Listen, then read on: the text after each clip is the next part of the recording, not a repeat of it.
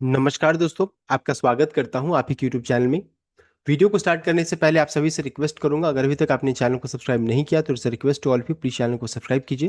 तो चलिए स्टार्ट करते हैं। जहां पे देखिए आज हम लोग डिस्कशन करेंगे अबाउट शेयर मार्केट, शेयर बाजार के बारे में कि यानी कि मंडे के दिन में कैसा ओपनिंग हो सकता है, लेवल्स क्या इंपॉर्टेंस रहेगा एंड ग्लोबल सेंटीमेंट अभी कैसा है, फाइड कैसा, इन सभी इशू को चेक किया जाएगा।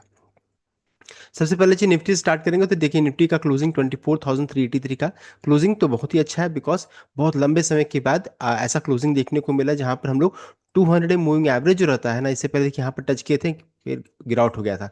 अभी क्लोजिंग सस्टेन हुआ, दैट टू वीकली में क्लोजिंग हुआ, ये चीज़ अच्छा देखने को मिला है। तो हम लोग 200 मूविंग एवरेज के ऊपर में क्लोजिंग लिए हैं। अगर ये सस्टेन करता है कल आने वाले सप्ताह में भी, तो फिर अच्छा खासा हम लोगों को यहाँ से ब्रेकआउट देखने को मिल सकता है। और नीचे यहाँ पर देखिए ये पहला रेजिस्टेंस रहेगा, तो नीचे में ये दो सपोर्ट का काम करेगा। अब देखिए ओआई डेटा से भी उसको अगर आप चेक कर सकते हैं, यहाँ पर सबसे पहले जी 24,000 24,000 में सबसे बड़ा देखिए ओआई बिल्डअप यहाँ पर है। अगर चेक कीजिएगा तो ये सपोर्ट का काम करेगा, देन 24,200 ये सपोर्ट का काम करेगा। और इधर चेक करेंगे रेसिस्टेंस में तो 24,004 देखिए इसी जगह पर खड़े हैं, ये रेसिस्टेंस ही है। उसके बाद फिर ये रेसिस्टेंस हो जाएगा, 24,600 है, 25,000 देख सकते हैं। यानी कि वाई बिल्डअप से ही संकेत मिल रहा है कि ब्रेकआउट हो सकता है, चांसेस यहाँ पर है, ऐसा नहीं कि नहीं है। साथ ही साथ अगर चेक करेंगे मेजर रेसिस्टेंस में 24,600 से 25,000 के रेंज में ये आपका मेजर रेसिस्टेंस एरिया निकल कर आ जाएगा। हाईएस्ट कॉल वाई बिल्डअप है, require strong momentum to clear, इतना आसानी से टूटेगा नहीं, ये रेंज काफ़ी बड़ा है ये रेंज। इमीडिएट में चेक करेंगे तो 24,430 जहाँ पर हम लोग खड़े हैं उसी जगह पे 430 से 500 की रेंज में decisive close above 24,430, fresh leg towards 25,530 तक फिर चला जाएगा। पिवट को चेक करेंगे तो 24,380 की रेंज में निकल कर आ जा रहा है। और इमीडिएट सपोर्ट क्या है तो 24,300, मेजर सपोर्ट 24,150 से 24,000 के रेंज में। यानी कि देख सकते हैं धीरे धीरे निफ्टी जो रहता है ना, बुलिश मोमेंटम की ओर हम लोग अब मूव कर रहे हैं, ये यहाँ पर संकेत यहाँ पर आ रहा है जो कि अच्छा यहाँ पर है। आ, यानी कि अगर हम लोग देखिए इस चीज को अगर हम लोग क्लोजिंग दोनों के ऊपर में सस्टेन कर चुका है, निफ्टी का जो ट्रेंड अभी तक था इनडिसिसिव, अब वो क्या हो जा रहा है धीरे से बुलिस मोमेंटम में चेंज हो रहा है, बुलिस हो जा रहा है। यानी कि यहाँ पर अब अच्छा खासा ब्रेकआउट के चांसेस आ रहे हैं। इन सभी चीज़ों को आपको ध्यान देना चाहिए, बिकॉज दोनों मूविंग एवरेज के ऊपर में करंटली हम लोग जा रहे हैं अब। सिमिलरली निफ्टी बैंक के लिए चेक करेंगे तो निफ्टी बैंक में ज़्यादा पॉजिटिव मोमेंटम इसलिए है बिकॉज ये क्रॉसओवर भी स्टार्ट हो गया है, देख सकते हैं 250 डे एंड 200 मूविंग एवरेज का क्रॉसओवर भी यहाँ पर स्टार्ट हो चुका है। और तेजी अगर मान लीजिए बनेगी तो निफ्टी बैंक जो रहता है इसमें बहुत ज़्यादा फिर पार्टिसिपेशन देखने को मिलेगा, बिकॉज क्रॉसओवर साथ में यहाँ पर है। 57,264 का क्लोजिंग है एंड इसके लिए रेसिस्टेंस जो रहेगा 58,000 की रेंज में निकल कर आ जाएगा। नेक्स्ट अगर चेक करेंगे हम लोग यहाँ पर एफ आई डेटा तो देखिए ये भी पॉजिटिव साइड में है। एफ आई ने कैश में 277 करोड़ और डी आई ने 2,260 करोड़। और उसके अलावा अगर चेक करेंगे एफ आई स्टॉक फ्यूचर्स में चेक कीजिएगा तो 1,947 करोड़ का खरीदारी हुआ, यानी कि डेटा पॉजिटिव साइड में देखने को मिल रही है। आप समझ सकते हैं लगातार 2 से 3 दिनों के अंतराल से अगर चेक कीजिएगा तो यहाँ पर अच्छा खासा खरीदारी देखने को मिल रहा है एफ आई की तरफ से। तो F I data data positive side यहाँ पर हो रहा है, जो इंडिकेट कर रहा है ग्राफ में भी, चार्ट में भी दिख रहा है एंड डेटा में भी यहाँ पर दिख रहा है ये चीज़। निफ्टी कितना गैप डाउन हो सकता है तो यदि करंटली चेक किया तो 72 पॉइंट्स गैप डाउन के यहाँ पर संकेत यहाँ पर देखने को मिल रहे हैं, देख सकते हैं। ये यहाँ पर नेगेटिव थोड़ा गैप डाउन ओपनिंग के चांसेस यहाँ पर है, बिकॉज फिर से यूएस ईरान युद्ध को लेकर के यहाँ पर संकेत आ रहा है।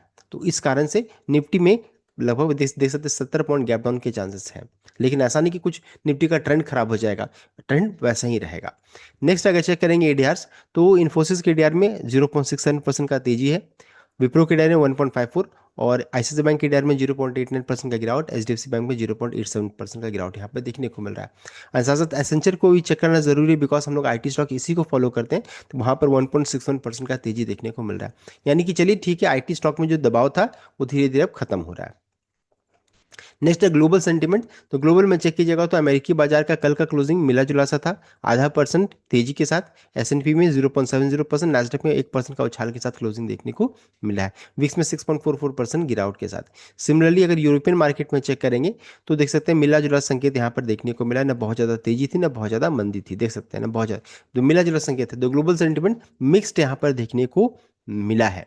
नेक्स्ट कमोडिटी मार्केट में चेक करेंगे तो हाँ, यहाँ पर गोल्ड सिल्वर में गिरावट थी, लगभग 1% 1.5% का गोल्ड में, 2% का सिल्वर में। और प्रॉब्लम क्या था जिस कारण से हमारे बाजार में 70 पॉइंट का गैप डाउन है, वो एक क्रूड में फिर से यहाँ पर तेजी स्टार्ट हो गया, 3.84% का तेजी देखने को मिल रहा है। तो मेटल्स में दबाव है, गिरावट देखने को मिल रही है। एंड क्रूड में चेक कीजिएगा तो यहाँ पर उछाल स्टार्ट हो गया है। क्रूड में तेजी के पीछे रीजन क्या है? क्योंकि फिर से यूएस ईरान के बीच में युद्ध की बात हो रही है, और बढ़ सकता है, युद्ध तो चल ही रहा है लेकिन बढ़ने की बात हो रही है।